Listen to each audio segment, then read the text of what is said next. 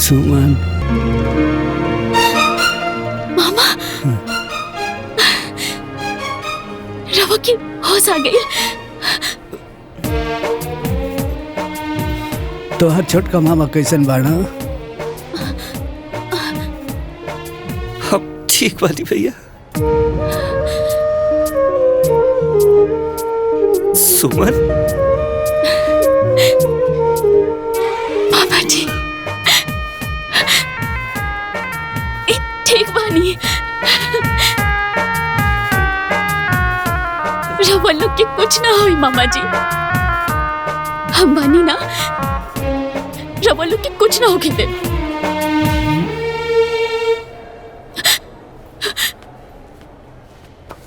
ये सब कैसे भइल मामा? बिटिया सिंपी और काजल हमारी का दोनों बेटी बहुत संकट में बाड़ी सर। का भइल का ओकनी के? ए बेटी ओकरे ससुराल वाले बड़ा दुष्ट बारस। ओकरे के 50 लाख रुपया मांगता है सर। हमने के बहुत कोशिश करनी सर, लेकिन पैसा के व्यवस्था ना हो पालस। बहुत हाथ गोड़ जोड़नी सर यही टेंशन में हमने कहीं हालत हो गई। ना जाने हम हमार दोनों बेटी कैसा लोइए सर। हमने के बड़ा डर लगा था बेटी। क्या करी कुछ समझे में नहीं कहा ये बेटी। उन्होंने के बचा ला बेटी।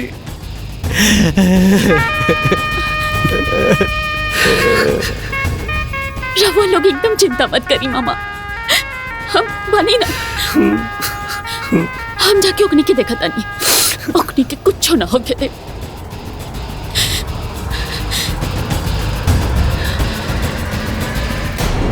काजल, सिंपी, काजल, कहाँ बाड़ू? ई का कोनो धर्मशाला हो कि दंदाना भीतर चलाई? के बाड़ू हो तू? हाँ? हम काजल और सिंपी के बड़ बहन हैं। ओहो, आइल बाड़ू नेतागिरी करे? हाँ? अरे इतना तोहरा के फिकर बा तो 50 लाख रुपया दो। ए बुढ़िया, तोहनी के इतना नीच हो गई लसन। जौन बाप अपन बेटी दे देले ओकनी से पैसा मांगा तड़ा। का मांगा तारा सन? आखिर में वो घर से हमने के मिलने का बा? दोसर के घर लूट के आपन घर भरे में शर्म नहीं खियावत? काहे के शर्म हो? ओकनी के संपत्ति पे हमनिए के हक बा। वैसे भी हमनी के तो मुर्गी फार्म खोले के बा, ओकरा लिए पैसा तो चाहिए। टका गुंडागर्दी करबा? मर्द बाड़ा लोग तो अपन मेहनत से पैसा कमावा और मुर्गी फार्म खोला। और ना हो तो कटोरा लेकर सड़क पर बैठ जा भीख मांगे खातिर। भाषण मत दा, ठीक है? पैसा दे क्या था पैसा दा। न तो जैसे दोनों बुढ़ियन के मार के भगाइले रहनी नू, वैसे तोहरा के मार के भगाई। अच्छा मारब मारब, मार के भगावा लो। मार मार एक रखे मार। तोड़ तो सुमित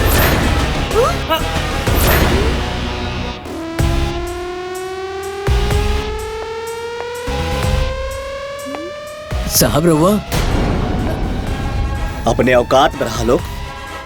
अतहनी के जाने खातिर बता दे कि ई हमार धर्म पत्नी है। साहब हमने के माफ कर दी साहब। हमने से बहुत बड़ा गलती हो गई साहब। मैडम माफ कर दी मैडम, बहुत बड़ी गलती। मैडम माफ कर दी हमने के। अब हमने से बहुत बड़ा गलती हो गई साहब। अच्छा ठीक बा, खड़ा हो जा लोग। अगर हम एक फोन करती ना तब महिला उत्पीड़न के केस में तहनी के सारा जीवन चक्की पिसत पिसत पिसा जाए। ना साहब हमने के माफ कर दी।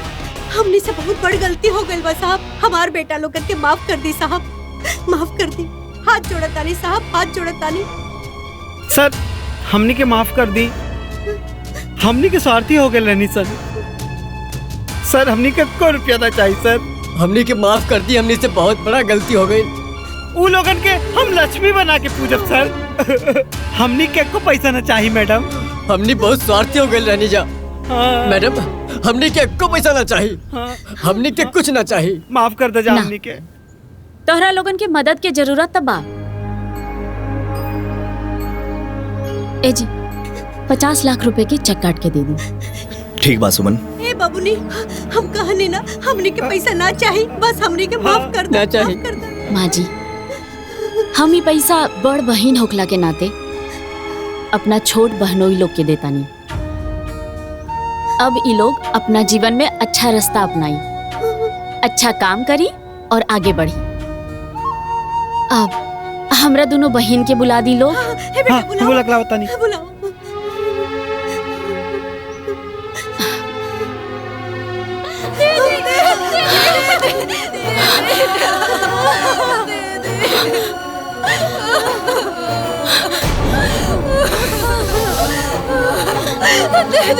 ये लोग इंसान ना जानवर बाड़े।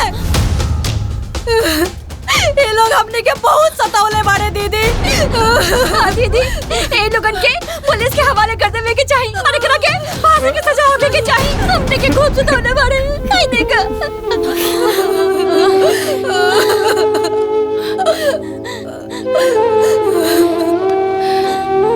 ये लोग अब अपन गलती खातिर शर्मिंदा बाड़न लोग।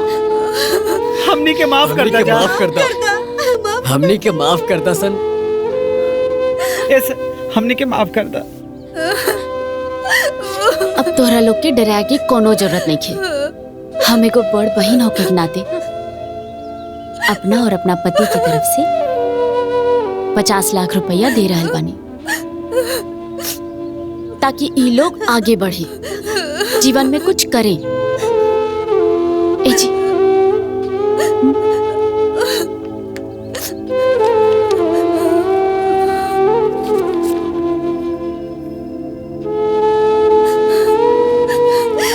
दीदी, ये 50 लाख रुपया तू दे रहल बाड़ू? हाँ, और ये 50 लाख रुपया तोहरा जीजा जी के मेहनत के कमाई बा। दीदी, ये सब कैसे दीदी? ये सब हम बाद में बताई। अभी हमरा साथे चला, काहे कि दोनों मामा के एक्सीडेंट हो गइल बा।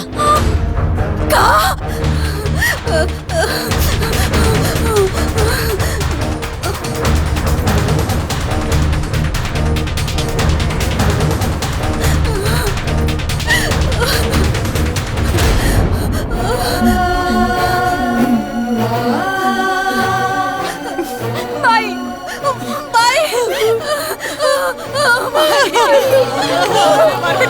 अरे हमारी बिटिया।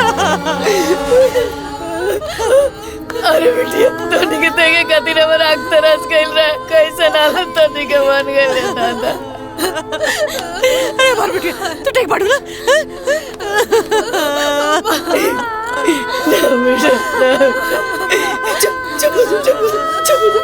भगवान, तू आ गई लो। राक्षसन के चंगुल से चढ़ के आ गई लो। भाई, हम पापा के देखे जाता नहीं। हाँ भाई, बाबूजी कहाँ पड़े? चल दीदी।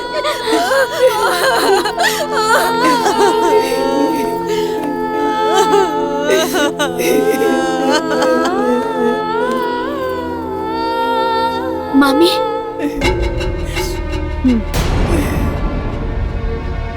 चिंता के कोनो बात नहीं खे। मामा लोग फिर आ गेले ते का देखेल बड़ा का इतर मामा मार गइल बड़ा की जिंदा बड़ा। अरे कल श्राप लागल बा अपनी के परिवार पर, श्राप लागल बा। अरे कल वो ये बनू से देख देख हमनी के सुहागा भी जिंदा बा। देख देख। अरे हमनी के बेटी तोरा ने बिना बाप के नहीं की सर, हमनी के बाप जिंदा बा, जिंदा। अरे तोर भी पता हमनी के ना खाई रे, ते भी पता इस भी पर। तू कलंक है, तू मलूस है। तू हमनी के चबाई डाल बाड़े रे। तू डाय नहीं। बस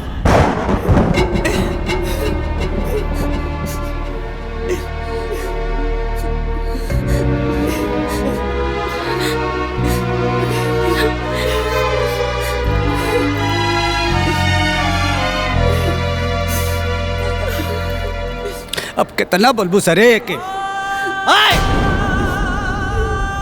अरे दुष्ट औरत, ई आज जौन भी हमनी के बैल वाला सब तो हनी के कुकर्म के फल। अरे बिना माई बाप के बेटी के तोरी के रोआ रोआ के मुआ डाला सर रे, मत मुआवा सर रे। अरे कल ही आज हमनी के जिंदा है सर ना, कर दे ना।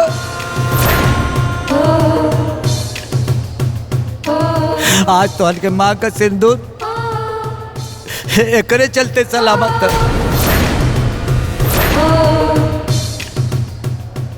अरे कुतिया, पूरा अस्पताल का खर्चा ये उठो ले बिया। हाँ भाई, अगर हमने के तोहरा सामने सही सलामत खड़ा बानी जा, ये सब दीदी के वजह से।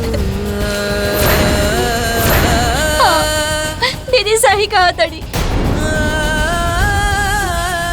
ये 50 लाख रुपए ले जाके दिहली हम आई। अब तेकरा के बकस तलो, अब तेकरा के रोआवल छोड़ तलो।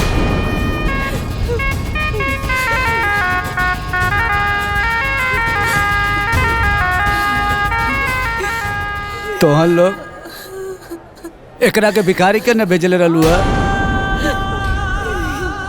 बाकी अरे जौना बेटी के तोहन के हित समझत रहला सन, आज वह बेटी जीवन दाता बन गई।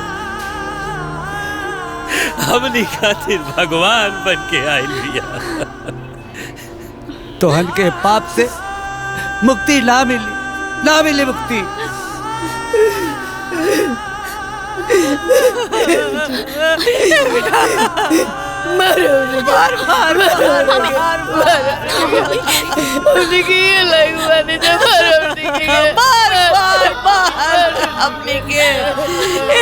सजा हमने के खातिर बहुत कम। बार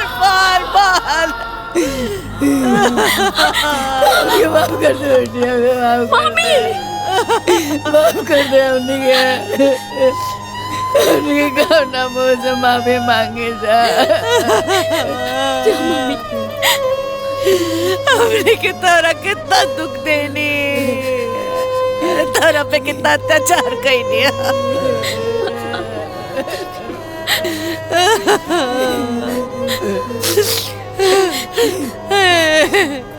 बेटी हमरा के माफ कर दे बेटी, माफ कर दे। हमने के माफ कर दे बेटी, हमने के माफ कर दे बेटी।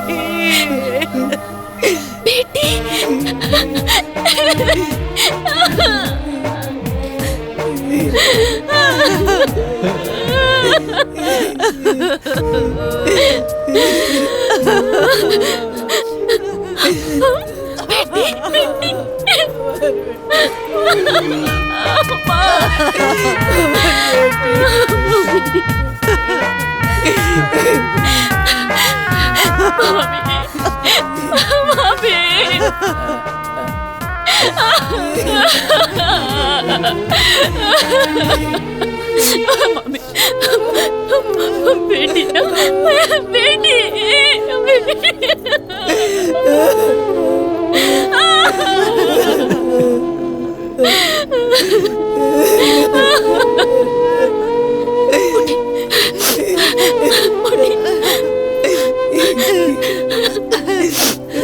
बिटिया, तो हमारी बिटिया है। ए दीदी, ये हमारी बिटिया है।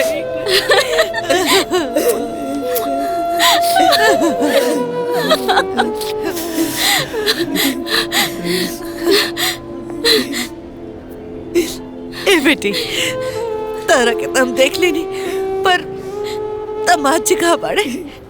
प्रणाम मामी जी।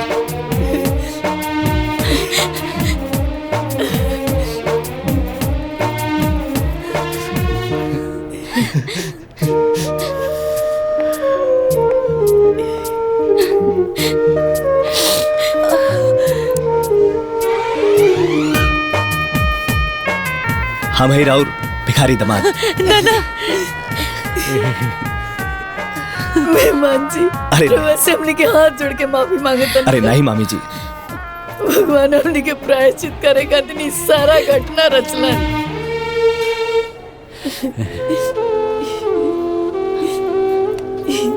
तू तो अपना फर्ज निभा ले लो, बाकी हमनी के फर्ज अभी बाकी बा। हमनी के तू दोनों जाने के अपना घर से विदा करब चाहता है। बिल्कुल सही कहता नहीं मामी जी, ये तो हमने के सौभाग्य की बात हुई।